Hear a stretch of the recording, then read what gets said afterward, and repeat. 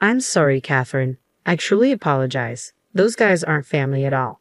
Oh, I feel so pathetic. The moment I saw his rare tears flowing, I made a huge decision in my heart. I paid off $200,000 in debt, rebuilt my in-law's small diner in the countryside, and even built a two-family home for my mother-in-law who needed care. Yet she wouldn't let us live in the new house and intends to hand over both the shop and the house to my brother-in-law. Such a ridiculous thing. This shouldn't be allowed. I'll make them regret this. I won't tolerate it any longer. I can't forgive them anymore. Thinking that, I managed to suppress my trembling hand in anger and took out my smartphone from my jacket pocket. It was time for revenge on those who used and mocked us. I am Catherine, turning 30 this year. I work as a business consultant at a company in California. My husband Tom is the same age as me and works at a popular restaurant where his skills are recognized. He works hard as a deputy chef. He doesn't talk much usually, but he's a very hard worker, kind, and sincere husband. Today, we were dining with Emily, our mutual close friend, at our home. Is that true? You're both going back to your hometown? With a wine glass in hand, Emily's eyes widened in surprise as she asked again. Yes, that's right. My father-in-law fell ill, so we decided to go back, and Tom will take over the family's diner. I feel bad for Catherine quitting her job, but the family diner is an important place for me, and seeing my father there was the reason I aspired to be a chef. That's important too. But even with a beautiful dish Tom prepared in front of her, Emily didn't dig in but instead poked at her food, looking like she wanted to say something.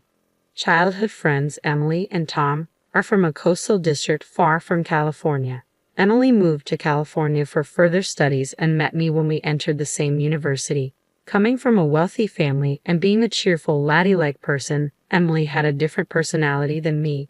But we strangely got along well and became best friends. And then Emily said, "You two are definitely a perfect match," and introduced her childhood friend Tom to me. But Catherine, you're doing great as a business consultant, and Tom works at a famous French restaurant, right? It seems a waste to give up the situation.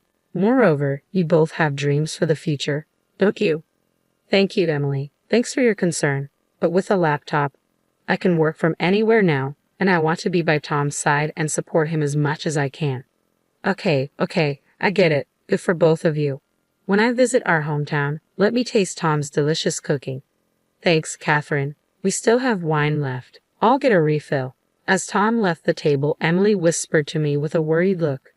Thank you, Emily, for your concern. I know it won't be easy, but I'll do my best. I'm grateful to have such wonderful friends. Though I'm apprehensive about the uncertain future, I believe everything will be okay.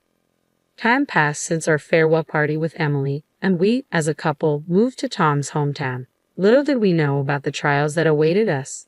Upon hearing that my father-in-law was hospitalized, I went to visit him. He looked much frailer than I expected, lying in his bed. It seems I don't have much time left, the doctor told me.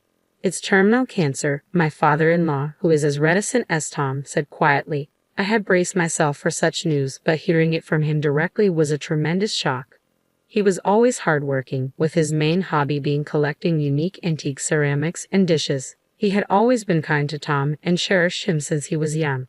It's okay, Dad. Focus on your treatment without worrying, Tom reassured him, holding his father's hand.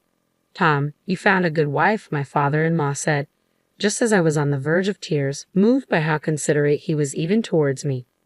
A shrill, loud voice echoed throughout the hospital room. Oh, excuse me. If you're here, you should have let me know.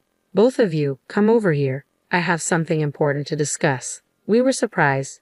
I turned around to find it was my mother-in-law, even though she suffers from high blood pressure. Raising her voice like that, I worry it might increase her blood pressure even more.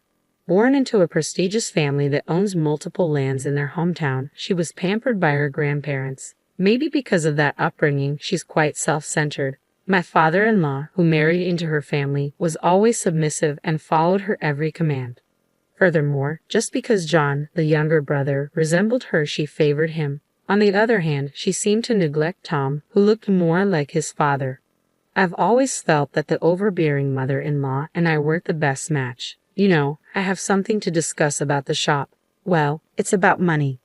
As she started talking, the situation with the store was worse than I had imagined. The mother-in-law, the owner of the diner they ran? owned the land it was on, and they lived on the second floor, using it as both a residence and a shop. In the countryside, they had no competition, and the father-in-law's cooking was delicious, which kept the regular customers coming. However, since the only chef was the father-in-law, they couldn't open the store while he was hospitalized, and their income dropped to zero. Additionally, the mother-in-law owned an old apartment nearby, which was infested with termites, and they decided to demolish it. The cost of demolishing the apartment and other expenses piled up, leading to a debt of $200,000. Why did you let it get this bad, Mom? If it's like this, why not sell the land or the shop? How could you say that? Let go of our ancestral land so easily. We have loyal customers. Your father would be devastated. The only thing you're good at is cooking, so figure it out. I'm too old for this. Tom, it's okay. We'll work through this together. I'll help too. From that point, Tom and I focused on repaying the debt and revitalizing the diner, coming up with various plans. As it turns out, I had inherited $230,000 from my wealthy father who passed away 2 years ago. I offered to use that money for debt repayment. Hearing this, Tom thanked me repeatedly. Honestly, that money was important to me, and I had plans for it, but ensuring the peace of my in-laws was paramount. Tom was skilled not only in Western cuisine but also in Asian cuisines.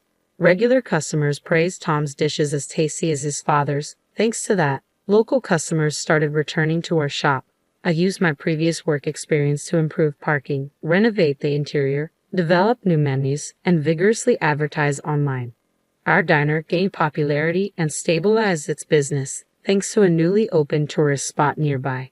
It was around this time that the father-in-law, who had been battling illness, passed away. We, the couple, were the ones by his side during his final moments. Tom's father murmured weakly, squeezing Tom's hand and trying to convey something with his fleeting strength. "Don't worry, Dad. We'll protect the shop and Mom." And so Tom and I watched over my father-in-law as he passed away. On the day of the funeral, my mother-in-law looked exhausted. By her side, Tom's younger brother, John, and his wife, Karen, had been accompanying her the entire time. Because my in-laws weren't preparing for the funeral at all, we were the ones managing the arrangements and payments, busily going about the tasks. Catherine, who was always hardworking, sure has a different work ethic. It's amazing how she can work even in times like this. She's now the wife of the diner owner, right? It must be nice to have your own shop, huh? A drunk John said this. Tom, who had been treated coldly by his mother, had to leave home after high school without a dime. Thanks to his savings and the tuition secretly paid by his father, he managed to graduate from culinary school. On the other hand, John, who was pampered by their mother, apparently had no problems entering a private university. After graduating, he got a job in sales and met the beautiful Karen, whom he married. Now he works in a nearby city. But John and I graduated from the business department. To be honest, the level of my university was higher. John didn't seem to like this fact and would occasionally make snide remarks or mock Tom behind our backs. John and his family were not informed about the debt, and of course, they had no way of knowing how hard we had worked to pay it off and revitalize the shop.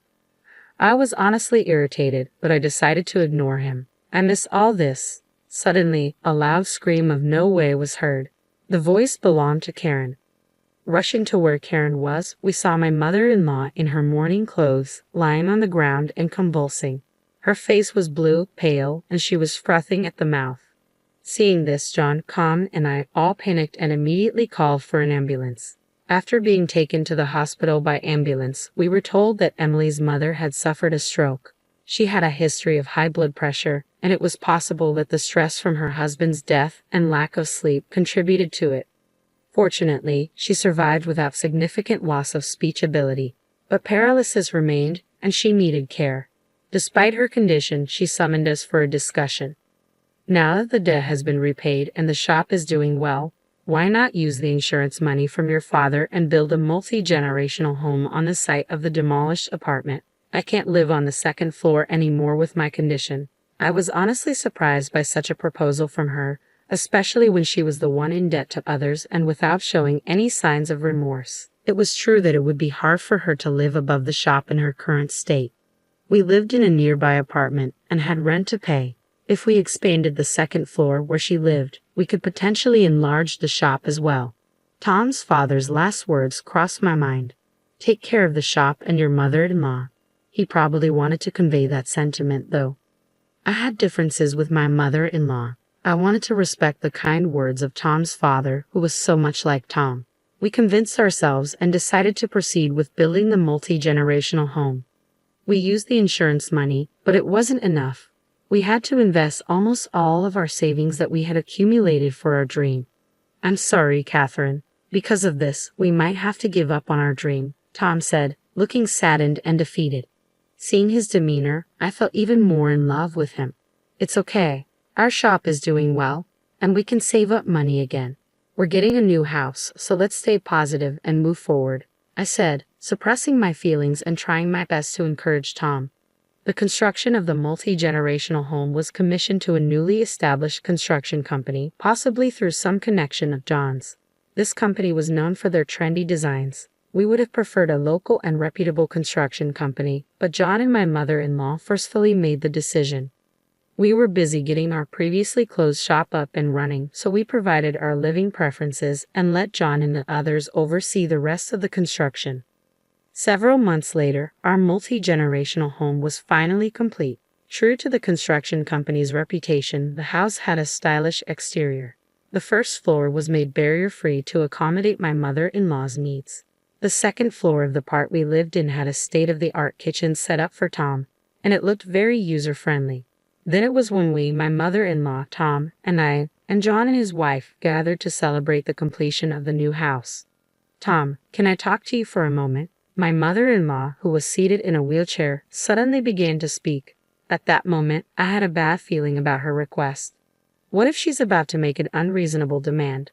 Well, I want John to take care of the shop, since John and his family will live with me and take care of me. You, Tom, can return to California.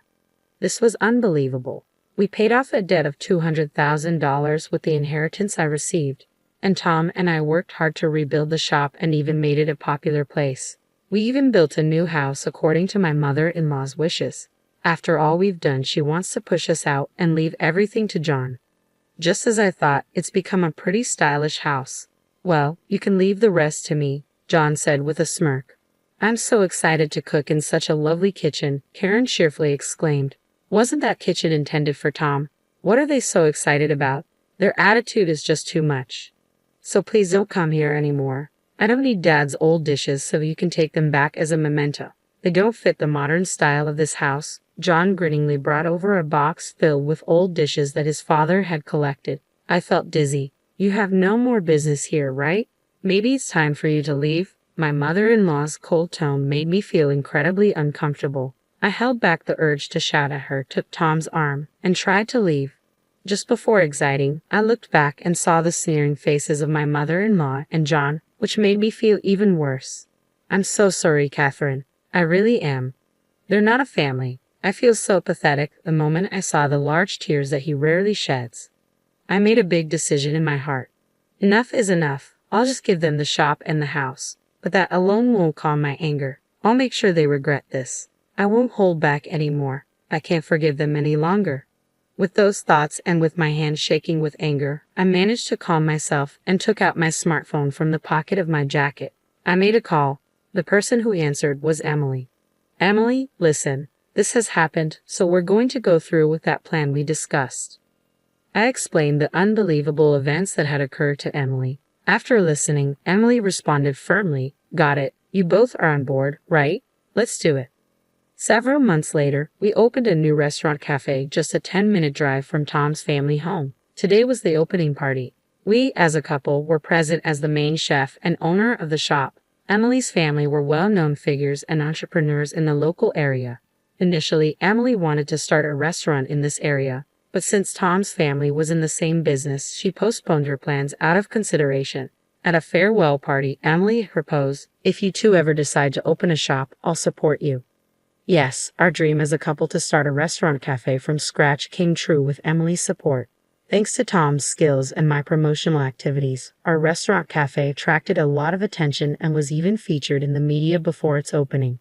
As we were chatting and laughing with Emily, each holding a champagne glass, the atmosphere suddenly shifted. What the heck is going on here? John and my mother-in-law suddenly intruded, raising their voices. "Ha? What are you doing here? We're not supposed to have anything to do with each other anymore, right?" Tom coldly brushed them off. "Why wouldn't we care? Setting up a restaurant so close to ours. What if our customers stopped coming because of you?" The mother-in-law yelled in frustration. "Isn't it your own fault if your business isn't doing well? Ever since Tom left, the taste has changed and you've made no improvements. Your regulars have drifted away, and your casual service has ruined your reputation, hasn't it?" I retorted coldly. Who had always looked down on his younger brother and me was probably frustrated to be talked back to this way. His face turned beet red with anger. "Then give us back the money for our house." "What are you talking about? This the house Catherine and I built. Isn't it the house? It's unlivable." It seemed that the duplex house from the construction company John had recommended was a defective house with issues like warping and leaks. The very construction company vanished without a trace. "Look at what's happened. We have recommended a reputable local construction company, didn't we? You forced us into using that other company. We have nothing to do with it anymore. The house is even in Mom's name now. On top of that, it seems Karen has left the house, hasn't she?" Well, it's not typically possible to balance running a struggling diner in the countryside and taking care of your mother-in-law, you insolent woman. As John was about to lunge at me, Emily popped open a bottle of champagne, spraying John. But John, now soaked, and his mother stood there, mouths agape in shock. "You reap what you sow.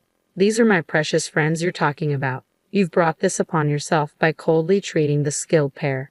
But thanks to you, we're a huge success. Anyway, it's a celebration here, so why don't you leave?" Drenched in champagne, John and his mother turned on their heels and left, faces burning with humiliation. We apologized to our guests for causing a scene, but inside, I felt liberated.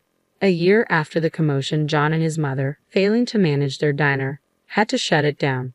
They continued to live in the flawed house, with John working part-time jobs while taking care of his mother.